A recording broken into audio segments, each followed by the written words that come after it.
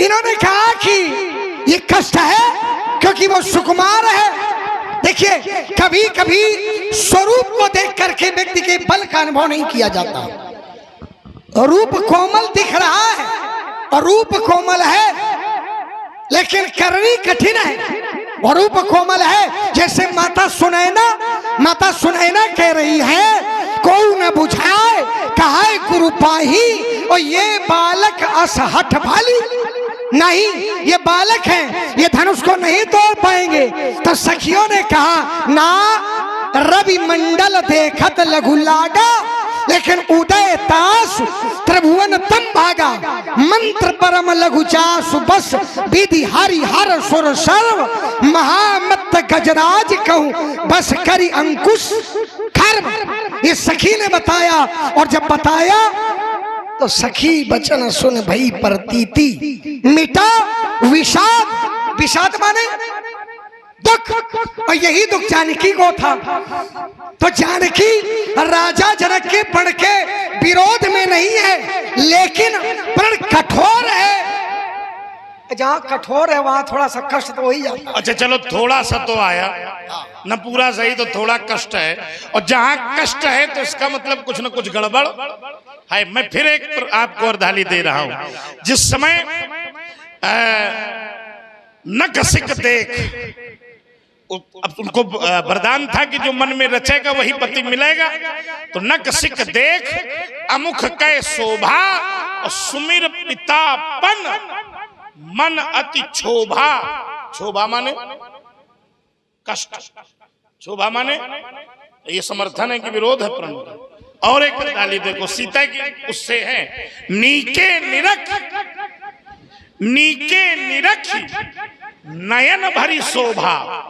जब जब अपने वर को सीता ने भरकर देखा तो अपने पिता को कोसने लगी। नीके निरखी नयन भरी शोभा, पितुपन सुमीरी बहुरी मन क्षोभा। बहुरी माने बार बार, कई बार, एक बार नहीं, बार बार अपने पिता के प्रण पर प्रश्न चिन्ह खड़ा करती है और कहती है कि ये गड़बड़ काम पिताजी ने कर दिया। देखिए महाराज, पिता के प्रण पर प्रश्न चिन्ह नहीं है, पिता के प्रण का बार बार समर्थन है। अगर समर्थन नहीं है तो मन ही मन मनाव अकुलानी, और कहा हो प्रसन्न महेश। क्यों प्रसन्न हो कि धनुष न टूटे? पर गलत है ना। हो प्रसन्न महेश भवानी, गणनायक वरदायक देवा, और आज लगी कीन्ही तू सेवा, करऊ सफल आपन सेवकाई। धोखेबाजी हो रही है जनक जी। करऊ सफल आपन सेवकाई, अपनी सेवा को सफल कर दो। और सफल कब होगी? हो हारू रघुपति निहारी, जितना राम जी उठा पाए उतने कोमल हो जाए। अच्छा, एक बात, तो ये विरोध है कि सभी लोग, हाँ। और लक्ष्मण तुम भी ईमानदारी से उत्तर करना। मन ही मन मनाओ अकुलानी, हो प्रसन्न महेश। ये प्रण का समर्थन है कि अपने मन में रचे वर का समर्थन। बहुत महीन तर्क है।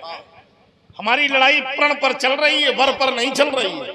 हम वर के विरोधी नहीं हैं, हम प्रण के विरोधी हैं। और सब लोग विज्ञ लोग बैठे और एक एक शब्द पर देखो। अच्छी बात ये है कि दो दो बातों पर संवाद चल रहा है। सीता के लिए जो चौपाई आई है व्यास जी, अब आपसे ज्यादा कौन जानता है। मन ही मन मनाव अकुलानी, हो प्रसन्न महेश। ये प्रण का पक्ष है कि वर का पक्ष है? वर का तो मामला गड़बड़ है ना। प्रण का अगर पक्ष करना होता तो जिस समय उसके पिता अकुला रहे थे तब सीता को करना चाहिए। नृपन विलोप, देखो तुमने अकुलाने का अर्थ किया है, मैं भी अकुलाने की उत्तर दे रहा हूं। मन ही मन मनाओ अकुलानी। सीता कब अकुलानी? जब वर के पक्ष में खड़ी है। अगर प्रण के पक्ष में होती तो जब पिता अकुला रहे हैं तब समर्थन में आना चाहिए। नृपन विलोप जनक अकुलाने, और बोले बचन रोष जनु। जिसका पिता कह रहा हो कि तजहु आस निज निज गृह जाहू, और लिखा न विधि वैदेही विवाहू। सुरकति जाए जो पन परिहरहु, प्रण छोड़ दूंगा तो सुकत चले जाएंगे, अब प्रण नहीं छोड़ता तो बेटी कुंवारी रह जाएगी। इतना ज्यादा स्थिति गड़बड़ है। तब सीता समर्थन में आई हूं। सीता का कोई पक्ष पिता के पक्ष में मिला हो तो हम न मानेंगे, लोग मानेंगे, लेकिन मन ही मन मनाओ अकुलानी, ये प्रण का पक्ष नहीं है और ये वर का पक्ष है। वर के पक्ष में तो हम भी हैं, हम तो प्रण के विरोध में हैं।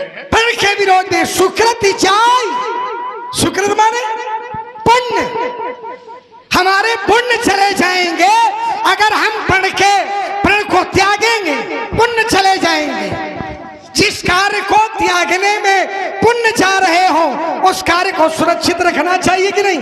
आइए जरा, आपने कहा कि हम प्रण के विरोध में हैं। अच्छा रुको, आपने कहा थोड़ी सी बात, तुमने कहा कि जिस कार्य के जाने से पुण्य का नाश हो तो वो कार्य नहीं जाना चाहिए। अब एक और पुण्य रखे हैं, बहुत ध्यान से सुनना, एक और आचार्य जी एक और पुण्य रखे हैं और दूसरे पक्ष में बेटी का विवाह रखा है, तो अपने पुण्य ज्यादा महत्वपूर्ण है कि बेटी का विवाह ज्यादा महत्वपूर्ण है?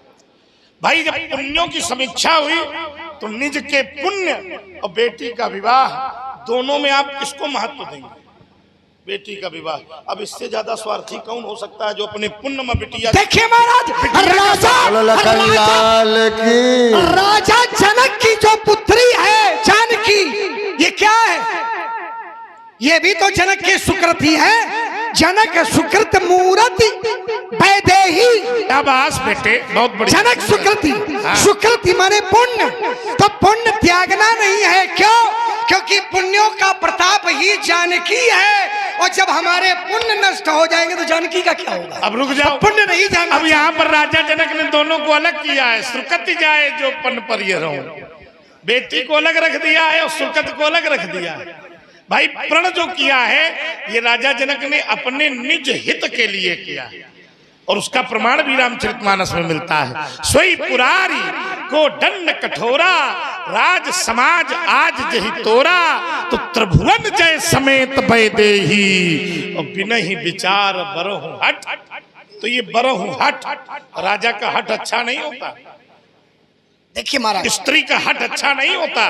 तो ये राजा जनक का जो प्रण है ये इसका निज हट पूर्वक कार्य है, इसलिए समाज में इसको प्रशंसा नहीं मिली। हम कोई कार्य करें तो मान लो 10 विरोधी हैं तो एक आध तो पक्षकार हुए करेंगे, लेकिन राजा जनक के प्रण की प्रशंसा हमने कहीं नहीं देखी। जहां जहां आया तो सबने यही कहा कि बिन विचार पन तज नर नाहू, और सी अमुख माने अपने वर के साथ सीता का विवाह करें जो सीता के उपयुक्त वर है। धनुष तोड़वाने से कोई मतलब नहीं है। जहां जहां पक्ष है तो वो वर का पक्ष है, प्रण का पक्ष नहीं है। हम भी देखो वर के पक्ष में हैं, खूब विवाह सीता का हो जाता, लेकिन जिस विधि से होना था उस विधि से हो जाता। इस धनुष को तोड़वाने की क्या आवश्यकता? वर के पक्ष में हो, हाँ हो, अब नहीं है, थे नहीं, आपने कहा लेकिन वर के पक्ष में है। सुनो, वर हाँ है, लेकिन वर बनाने की प्रक्रिया के विरोध। अच्छा, प्रक्रिया, ये प्रक्रिया, चूंकि वर बनाने की प्रक्रिया 8 प्रकार की होती है, मनुस्मृति 8 प्रकार के विवाह होते हैं।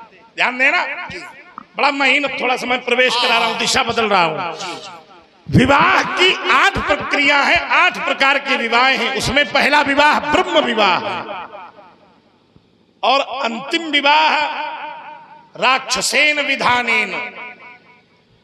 लेकिन इन 8 प्रकार के विवाहों में धनुष तोड़कर विवाह करने का कोई विधान नहीं है। तो जब ये नियम ही नहीं है और इसको जबरदस्ती बलिवेदी पर चढ़ाया गया तो बताओ ये गलत है कि नहीं? नहीं गलत है, नहीं है। फिर भी यही कहूंगा, क्यों? विवाह है, लेकिन विवाह के साथ साथ स्वयंवर, और स्वयंवर 2 प्रकार से। पहला स्वयंवर इच्छित और दूसरा स्वयंवर लक्षित। तो ये क्या है? ये लक्षित स्वयंवर है जिसमें लक्ष्य का निर्धारण है। आप कहते हैं कि प्रण अनुचित है। अच्छा, लक्ष्य का निर्धारण विवेक से होना चाहिए कि अविवेक से? विवेक से। लेकिन ये तो अविवेक से कर लिया राजा जनक ने। जैसे हम नहीं कह रहे, यहाँ के लोग कह रहे हैं। एक ने कहा कि राजा जनक को प्रण छोड़ देना चाहिए, तो यहाँ की एक सखी ने कहा सखी परंत पन राव न तजई, क्योंकि विधि बस पन अविवेक ही भजही। जब यहाँ के लोग कह रहे हैं कि राजा जनक ने ये प्रण अविवेक के खट में आकर लिया है, हमारी न मानो, यहाँ के लोगों की तो मानो। अब सुनो लोग क्या कह रहे हैं। हेलो, आप हैं श्रीमान ब्रजलाल जी यादव, ग्राम कंधौली, जिनकी ओर से भार्गव परशुराम जी के चरणों में और शेषावतार लखनलाल जी के चरणों में 51 पुष्प मुद्राएं भेंट हुई हैं। आप हैं श्रीमान। तो क्या प्रण राजा जनक ने व्यक्तिगत किया है? राजा जनक ने व्यक्तिगत नहीं किया, राजा जनक से ये प्रण कराया गया है। और जहां गुरुजनों का आदेश हो वहां व्यक्तिगत विवेक लगाने की आवश्यकता नहीं है। माता पिता प्रभु गुरु की बानी, ये भी दाव है।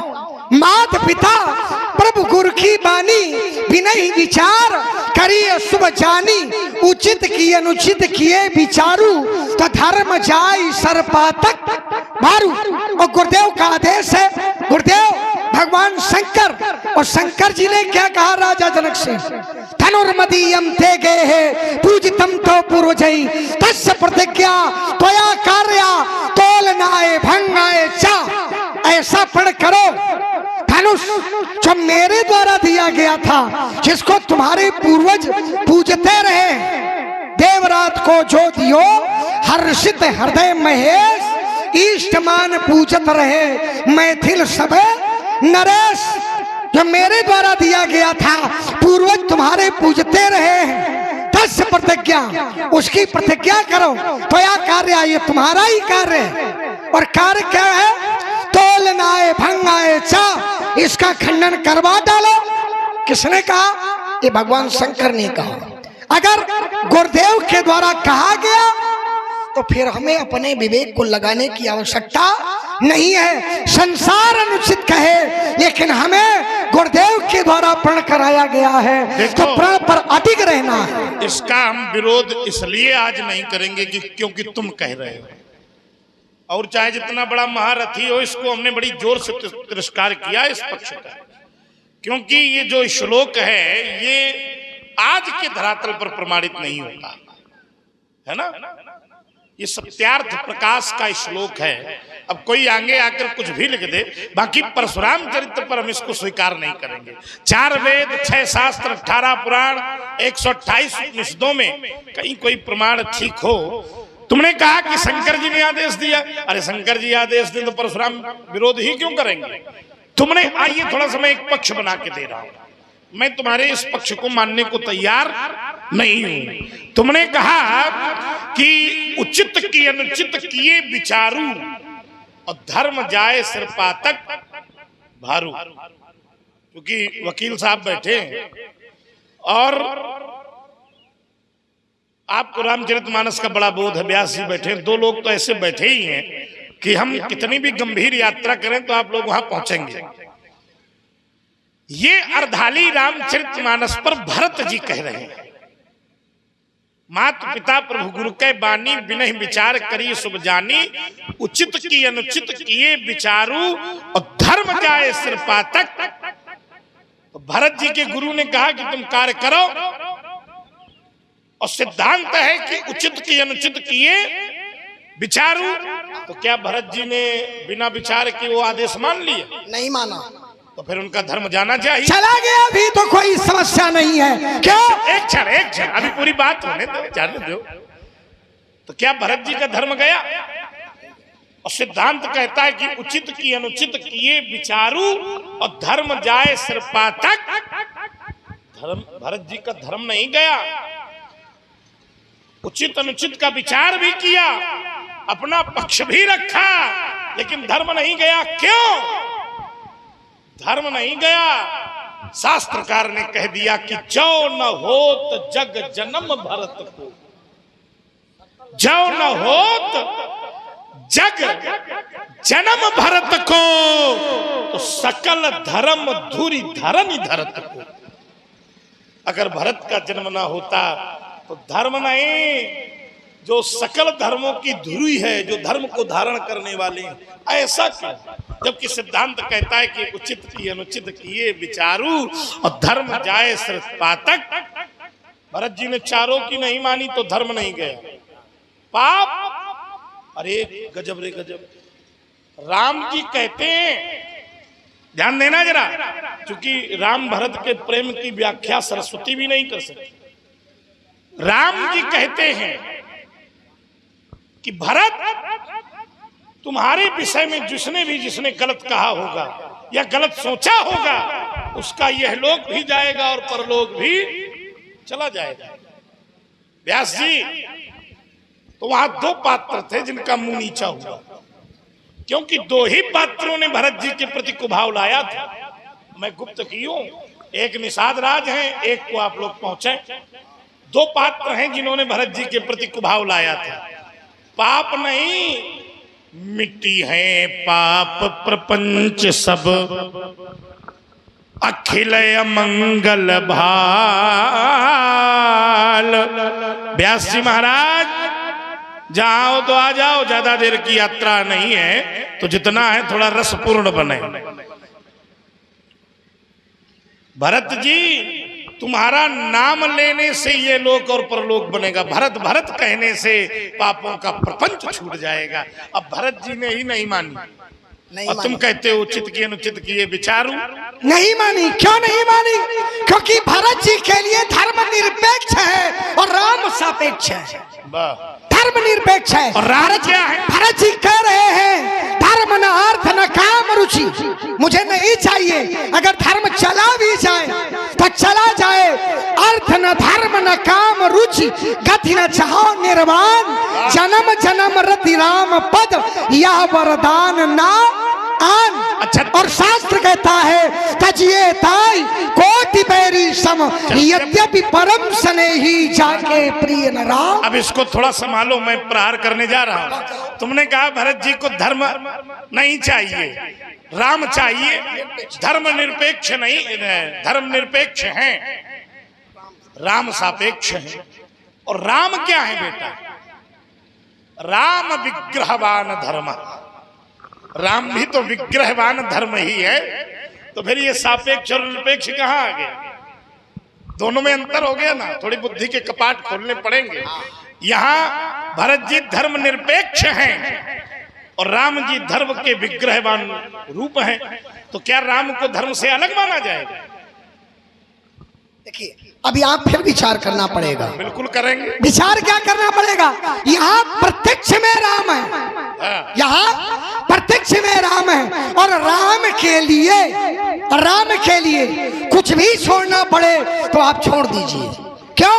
क्योंकि जो राम के लिए छोड़ा जाएगा वही सच्चा धर्म है, वही सच्चा धर्म है। ये वही राम के लिए अगर स्वार्थ है तो वही सच्चा स्वार्थ भी है और वही सच्चा परमार्थ भी है। सखा परम परमार्थ एहा, मन क्रम वचन राम पद नेहा। तो राम प्रत्यक्ष है और धर्म अप्रत्यक्ष है। अगर राम के लिए धर्म भी छोड़ना पड़े तो हम धर्म भी छोड़ देंगे, राम के लिए संसार भी छोड़ना पड़े संसार भी छोड़ देंगे। क्यों? क्योंकि जो राम का नहीं वो किसी। अरे जाओ बेटा, काम करो। तुम कहते हो लखनलाल की, तुमने कहा कि राम के लिए हम धर्म को छोड़ देंगे। यहाँ क्रोध नहीं आएगा, यहाँ क्रोध नहीं आएगा। अन्य कोई होता तो खिसियाहट आ जाती है। नहीं, हम उसको बहुत अच्छे तरीके से जोड़ रहे हैं, आप उसको सुने। तुमने कहा राम के लिए धर्म को छोड़ देना चाहिए, हम कहते हैं राम धर्म के लिए अपना स्थान छोड़कर धरती पर आ जाते हैं। कहाँ चक्कर में पड़े हो? धर्म को इतना हल्के में लिए हो? जब जब हो ये धर्म के हानि, बाढ़े असुर अधम अभिमानी। देखो, शब्द से शब्द जुड़े तो महत्व है। हम पढ़े अंक गणित में पढ़े नागरिक शास्त्र तो कोई मतलब नहीं, सूत्र से सूत्र जुड़े। तुमने कहा राम के लिए धर्म छोड़ दो। हम कहते हैं धर्म के लिए राम अपना क्षीर सागर वैकुंठ छोड़कर धरती पर आ जाते हैं और स्वयं कहते हैं कि जब जब हो ये धर्म के हानि और बाढ़ असुर धम अभिमानी, तब तब प्रभु धर विविध शरीरा। आ जाओ, संकोच क्या कर रहे हो? जब नहीं कोई है तो थोड़ी यात्रा कराओ। व्यास जी महाराज मंच पे आसीन हो। शिवराज सिंह जी हमारे तीसरे से बोलो भाई। आप हैं श्रीमान श्री श्रीनारायण जी दीक्षित। भगवान कहते हैं यदा यदा ही धर्मस्य ग्लानिर्भवति भारत अभ्युत्थानम् अधर्मस्य तदात्मानं सृजाम्यहम् परित्राणाय साधूनां विनाशाय च दुष्कृतां धर्म संस्थापनार्थाय संभवामि युगे युगे। तुम कहते हो राम के लिए धर्म छोड़ देना चाहिए, मैं कहता हूं राम धर्म के लिए वैकुंठ छोड़कर राम से